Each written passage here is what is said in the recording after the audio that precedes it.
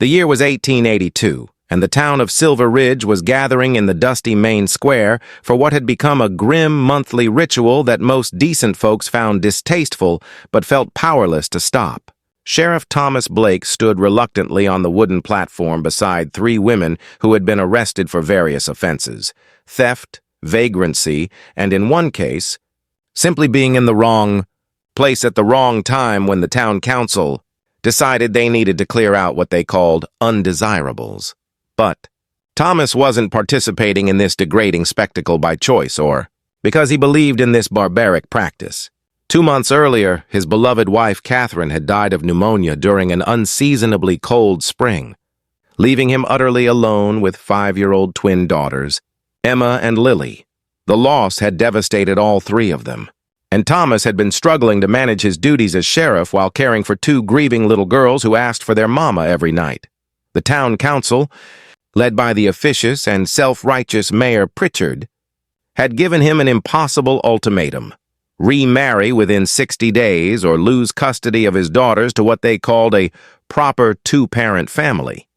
They claimed they were acting in the children's best interests, but Thomas suspected they simply wanted to assert their authority and enforce their narrow vision of propriety. The law is quite clear on this matter.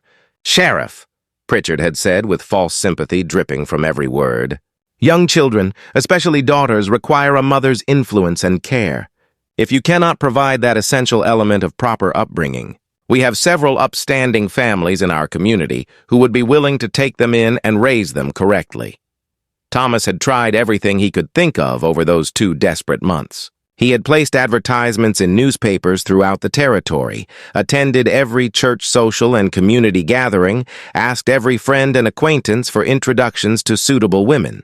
But respectable women with options didn't want to marry a widowed sheriff with twin daughters and a modest income that barely covered necessities. And Thomas absolutely refused to marry someone who would mistreat his precious girls just to satisfy an arbitrary legal requirement.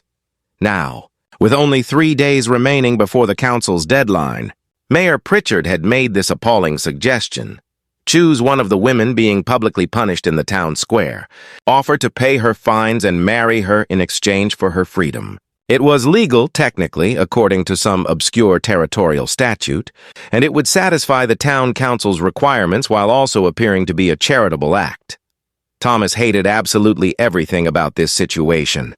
It was wrong on every conceivable level, degrading to everyone involved, a mockery of justice and marriage alike. But as he looked down at his daughters standing beside him on the platform, Emma clutching her worn cloth doll that had been a gift from her late mother, Lily holding her sister's hand tightly for comfort, he knew he had no real choice. He would do absolutely anything, endure any humiliation, make any sacrifice to keep them safe and together. The 3 women stood on the raised platform in the center of the square, each one looking defiant despite their dire circumstances and the hostile crowd. The first was an older woman named Margaret, perhaps 50 years old, who had been arrested for stealing bread to feed her grandchildren after her son-in-law abandoned the family.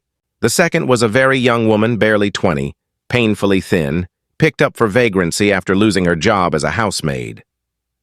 And the third was a woman named Rebecca Hayes, perhaps 28 years old, wearing a torn red dress that had clearly once been fine, her dark brown hair disheveled and falling from its pins, her feet bare and dusty. Rebecca had been arrested for what the town authorities called causing a public disturbance and assaulting a citizen.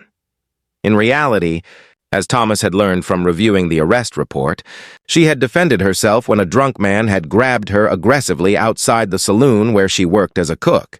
But defending yourself as a woman, especially a woman who worked in a saloon, was apparently considered more offensive and criminal than being assaulted. "Choose any woman you want." "Sheriff Blake," Mayor Pritchard announced loudly for the benefit of the gathered crowd of curious and judgmental townspeople.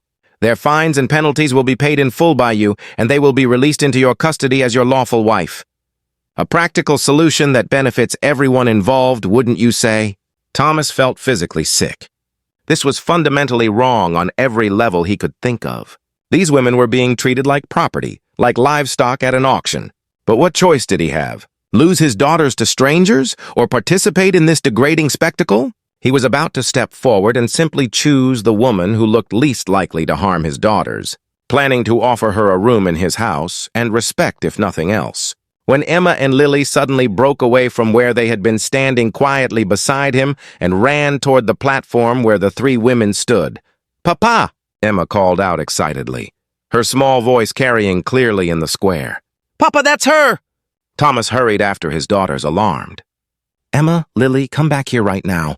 This isn't appropriate." "But Papa," Lily insisted, also pointing directly at the woman in the torn red dress. "That's the angel lady, the one who helped us." Thomas looked at Rebecca Hayes in confusion, trying to understand what his daughters were talking about. "What do you mean?" "When did you meet this woman?" Emma spoke up, her voice clear and absolutely certain in the way only young children can be. "Remember last week when we got lost trying to find you at the Saturday market?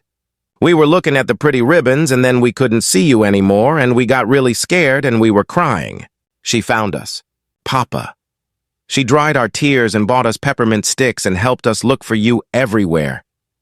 She told us stories about magical horses while we walked around looking," Lily added enthusiastically, "and she held both our hands so we wouldn't be scared anymore. She's really, really kind, Papa.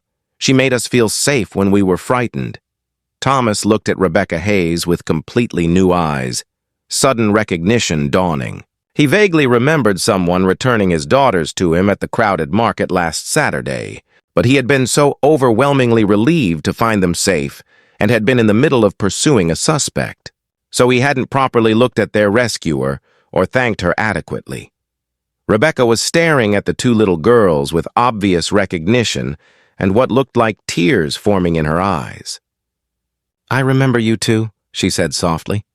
"The sweet little twins who had gotten separated from their papa. You were both so brave, even though you were scared."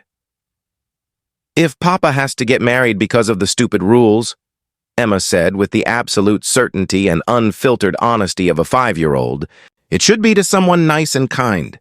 She's nice, Papa. She's the nicest person. You should choose her." Thomas looked at this woman standing there in her torn dress and bare feet, bound with rope, publicly humiliated, and tried to see past the degrading circumstances to the person underneath. She had helped his daughters when they were lost and frightened.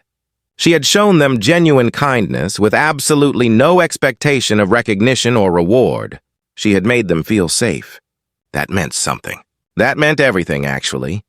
He made his decision in that moment.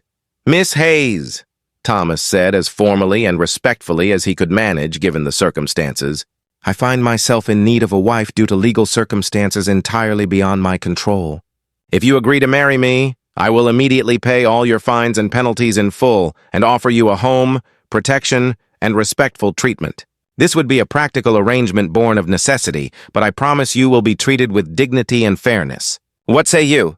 Rebecca looked at him searchingly, trying to gauge his sincerity and intentions, then at the two little girls watching her with such hopeful expressions, then back at Thomas. "Why would you choose me, Sheriff? You don't truly know me. I could be anyone." "My daughters know you," Thomas said simply. "They're excellent judges of character, far better than most adults. They say you were kind to them when they needed help. That tells me more about your true character than any amount of formal acquaintance could. And frankly, Miss Hayes, we're both being forced into impossible situations by people with power over us. Perhaps we can help each other." Rebecca was quiet for a long, tense moment, clearly weighing her limited options. Then she nodded with quiet dignity. "Yes, Sheriff Blake, I accept your offer." The wedding took place the very next day in a brief, simple ceremony at the small church.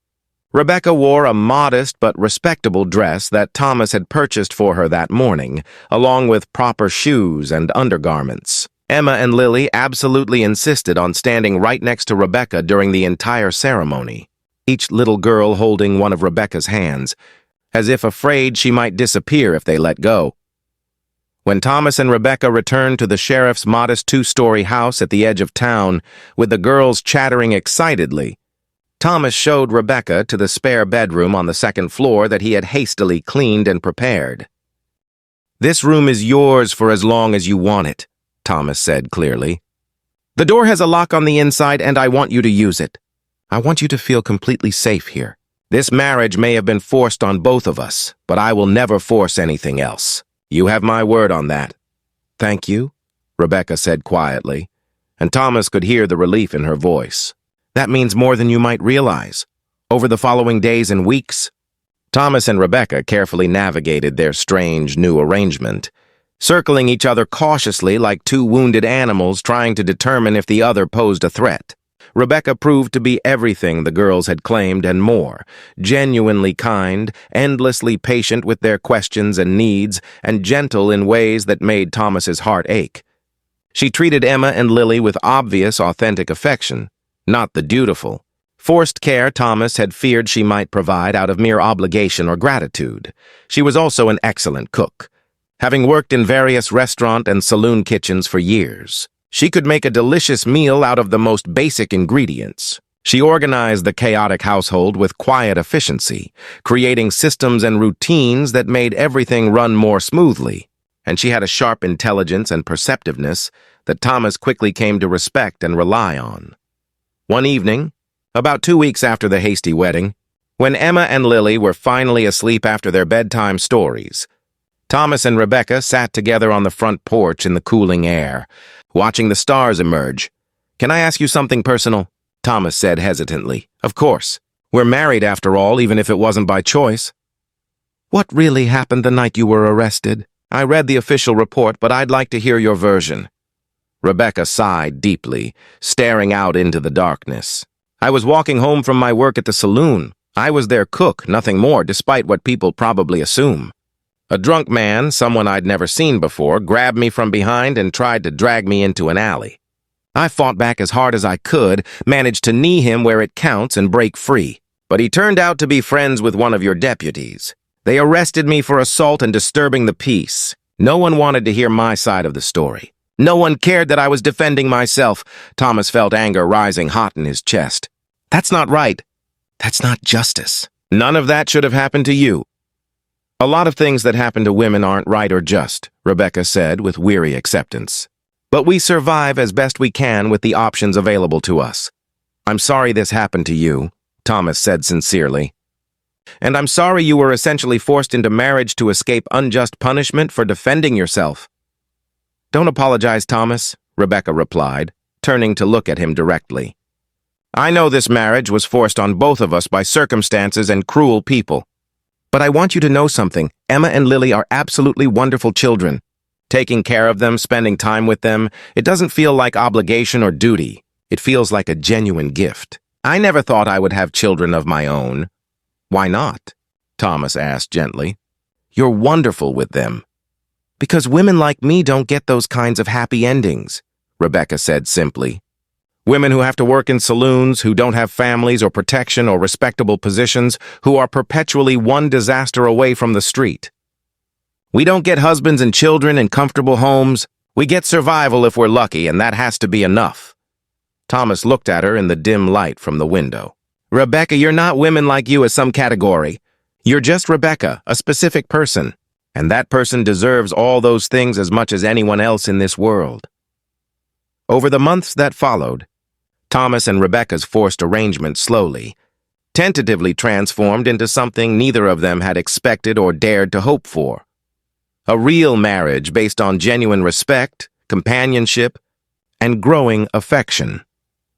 Rebecca proved to have an extraordinary talent for understanding people and reading situations that made her invaluable to Thomas in his work.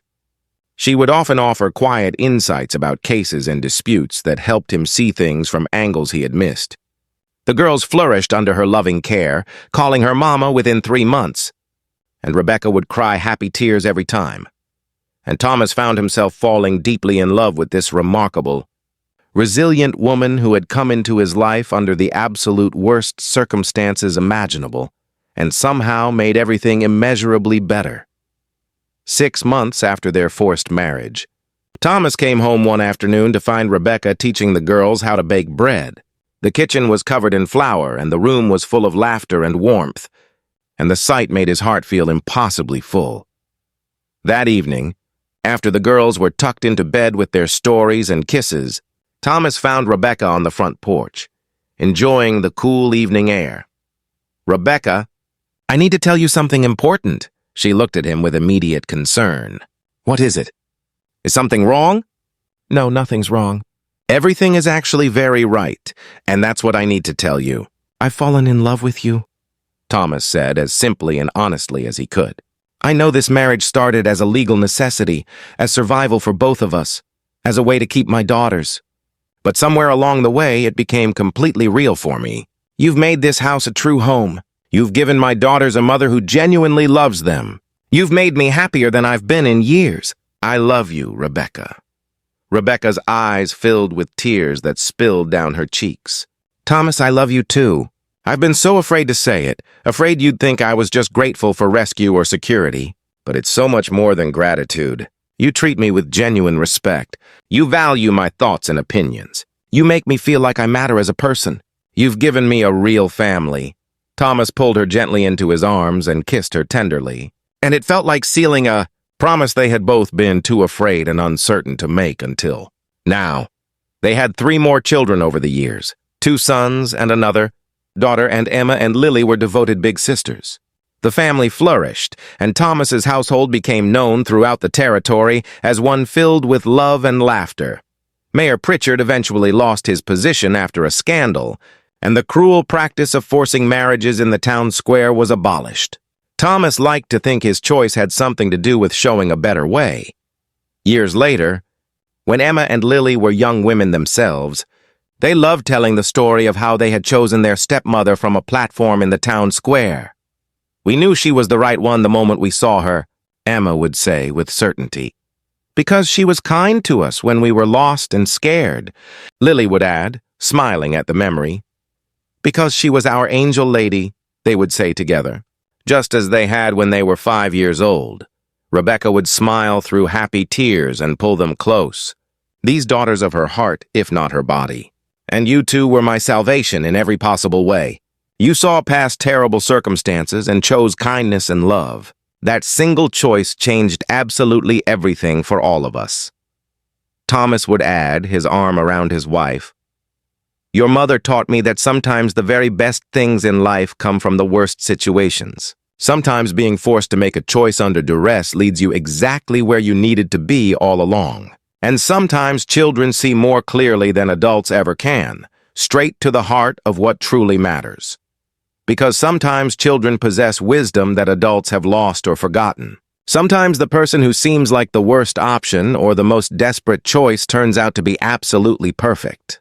And sometimes a marriage that begins with ropes and bare feet and public humiliation becomes the foundation for a love that lasts forever and changes everyone it touches. If this story touched your heart, please like, share, and subscribe for more tales of unexpected families, second chances, and the wisdom of children who see with their hearts. Comment below about what this story meant to you. Thank you for listening, and for believing in the power of seeing people's true hearts beyond circumstances.